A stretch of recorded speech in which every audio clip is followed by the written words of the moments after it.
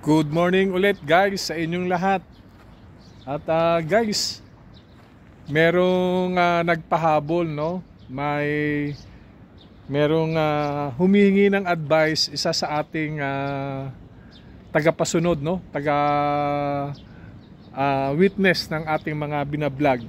Ngayon, ito yung hinihiling niya sa akin. So napakasimple lang naman. Ang sabi niya rito ngayon sa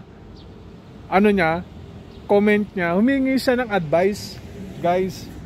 Sabi nga niya, paano raw doon sa mga asawang lalaki na nanggugulpi ng babae. Okay. So, actually, salamat ulit muna, no, sa paghingi mo ng advice sa akin. So ito lang naman sa akin pananaw, no. Sabi ko nga sa inyo, pinaulit-ulit ko, hindi ako perpekto, no. So doon sa mga babae na nakakaranas ng tinatawag na pagmamalupit ng kanilang mga asawang lalaki.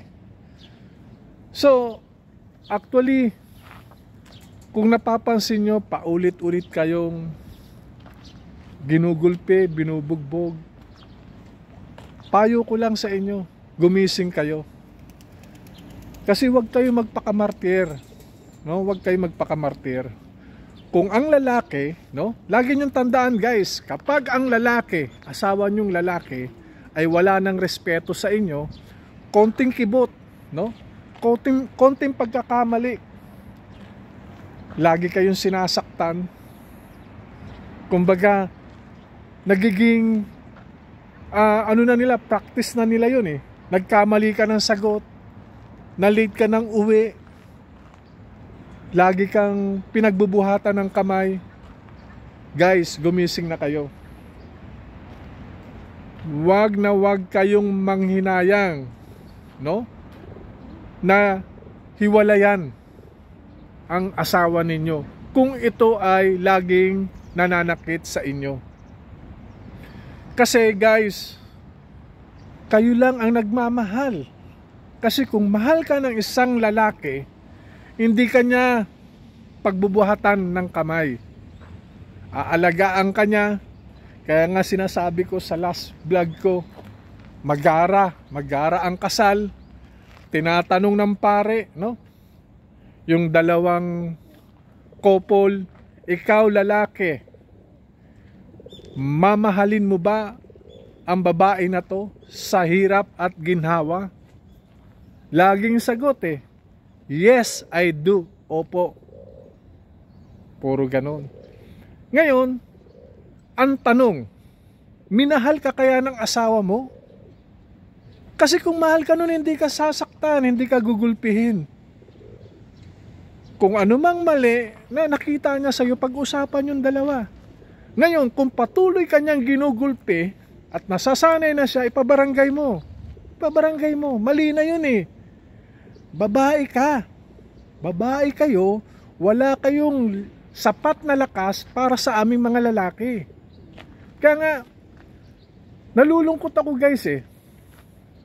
Marami akong nakikita na kapag nagsorry ang lalaki, nasaktan niya ang asawa niyang babae, nagsorry, naglabing-labing na naman, sasabihin mabait naman. Nako, pag nakainom, ayan, nakainom na, lasing na, sino ang pinagtitripan? Yung asawa niyang babae, no? Ang daming pumapasok sa isip na kesyo may kausap na lalaki, nagdududa, tamang hinala. Napakahirap, magiging miserable guys yung buhay ninyo. Kawawa ang babae, kawawa. Kaya nga, maging matatag kayo, magdesisyon kayo. Kung napapansin nyo, paulit-ulit na lang ginagawa ang pananakit sa inyo, ipabarangay nyo, idaan nyo sa proseso. Ito yung proseso na tinatawag natin. Kasi nga, hindi matututo ang lalaki kapag hindi mo binigyan ng tamang leksyon. Kasi nga, yung mother ko na lang, mother ko na lang. Isa rin kaming biktima, no? Biktima yung mother ko. Kasi ang father ko, napaka-seloso. Nagsimba lang kami sa Baclaran. Actually, nagsimba lang kami sa Baclaran. Siguro, yung mother ko, alam mo naman pag may nakikita sa bangketa, titingin-tingin na mga bilihin dyan na mura-mura, napapatagal yung uwi namin, na-late lang ng konti ng uwi, nakainom yung tatay ko.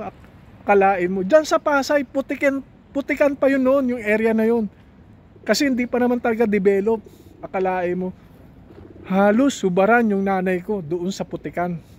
Sa selos, ginulpi niya.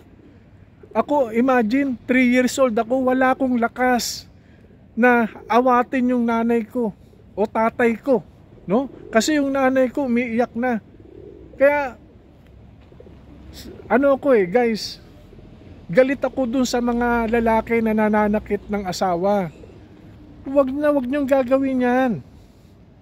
Babae yan, guys, babae yan. Kaya dapat mahalin natin, kasi kapag kayo nag-asawa na, siyempre sa hirap at ginhawa, magsasama kayo. Ngayon, kung nagiging miserable ang buhay mo, kung anong nakikita ng mga anak mo, siyang gagayahin, no? Gagayahin nila yan. Tatay nila nananakit.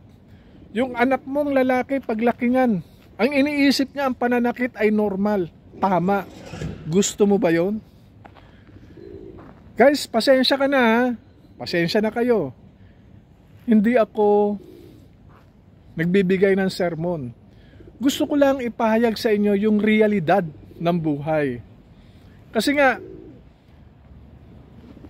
mapapansin nyo yung mga iba, minsan, andyan na, dumudugo na yung ilong, nasasampal. Minsan, iba na yung action nung lalaki, parang gusto niya nang kitilin ang buhay ng asawa niya Kaya, sana naman, doon sa mga lalaki, no, na kagaya ko, sana naman, medyo, bigyan naman natin ng respeto ang ating asawa. Hindi lang yung asawa, pati yung mga babae dyan, bigyan natin ng respeto. Kasi, bilang tayo, lalaki, no? Isa tayo sa magandang halimbawa nila kapag nakikita nila kung paano tayo magrespeto sa kanila. So, in return, makakatanggap din tayo ng magandang respeto. Kaya nga, inuulit ko lang doon sa humingi ng advice, paano raw doon sa mga asawang lalaki na patuloy na nananakit sa kanila. So, kapag hindi matigil yung pananakit sa iyo, guys, stop mo na yan. Mag-decide ka na. Kunin mo yung mga anak mo, buhayin mo kung kakayanin mo, buhayin mo. Huwag ka nang magpakamartir pa. Kasi hindi na uso yan Hindi na uso ngayon yan. Huwag mo nang hintayin na magkaroon ka ng tinatawag na health condition, no? Na andyan na, sa sobrang gulpi mo, may mga trauma ka na. Andyan na, nagkaroon ka ng iba't ibang sakit. Dahil nga, lahat ng suntok, no? Kumbaga, tinatamo mo. Dahil iniisip mo, ayaw mo maghiwalay, ayaw ninyo maghiwalay kasi nga sa mga anak ninyo, anong gusto mo? Habang buhay ka ng sasaktan? Ayun bang gusto mo? Mali mali. Huwag nyong igiit ang mali, no? Kapag feel nyo na miserable na ang buhay ninyo at wala nang respeto sa loob ng tahanan, guys, exit na kayo. Exit na. Kasi ako hindi naman ako nag-a-advise ng mali. O sinasabi natin na advice na perfectong advice. Ito ay yung nakikita ko lang. Nakikita ko lang. At wag na wag ninyong ipapakita kayong dalawang mag-asawa, guys, no? Na mag-away in front ng inyong mga anak. Kasi guys, andyan na, sinasaktan mo yung babae, nagkakaroon ng trauma yung mga anak mo. At nagiging salamin nila na ang pananakit ay isang normal na gawain ng isang lalaki. Imagine? So, talagang medyo hindi maganda, guys. Kaya nga, sabi ko sa inyo kanina, o kung i-review natin yung mga previous short vlog ko, ang pag-aasawa ay hindi kaning isusubo na kapag ikaw ay napaso ay kaagad mong iluluwa. So pag-isipan nyo mabuti, kasi may mga ilan nagpapanggap, napakabait, napaka-gentleman. Then later on, pag nagsama na kayo sa isang bubong, unti-unti na lumalabas na yung totoong anyo, no? Pero hindi naman lahat. May mga iilan naman guys na sabi ko nga dati na normal lang talaga na nag-commit tayo ng mistake. Nobody's perfect naman. Pero yung pananakit, ayan yung tinatawag na hindi katanggap-tanggap na ginagawa ng isang lalaki. Kasi guys, ang babae, no? Sabi nga nila, ang babae ginagalang. Minamahal yan. Ngayon, may mga iilan, okay, normal, may mga iilan na nagkaroon ng third party. Sabihin na natin, nagkaroon ng third party na tukso, pero hindi rason para gulpin mo, saktan mo. Isoli mo sa mga magulang niya kapag ayaw mo na. No? At doon sa mga babae naman na sinasaktan na walang kadahilanan, gumising na kayo guys. Wake up. Kasi hindi na maganda yung nangyayari sa inyo. Kayo ay hindi na nirespeto ng asawa nyo. Gusto nyo ba yon? Kaya, etong vlog ko, etong dispiras ng New Year, sana huwag kayong magalit sa akin, no? Bato-bato sa langit, matamaan, huwag magagalit. Kasi ayan ang realidad. No? Kaya sabi ko guys, na mahalin natin ang pamilya natin, mahalin natin ang mga tao na nakapalibot sa atin. Kasi, in return, mamahalin din tayo yan. Kaya guys, hanggang dito na lang. Hindi ko napapababain pa. At muli, shoutout sa inyo lahat. At see you on next vlog. Bye-bye. Thank you.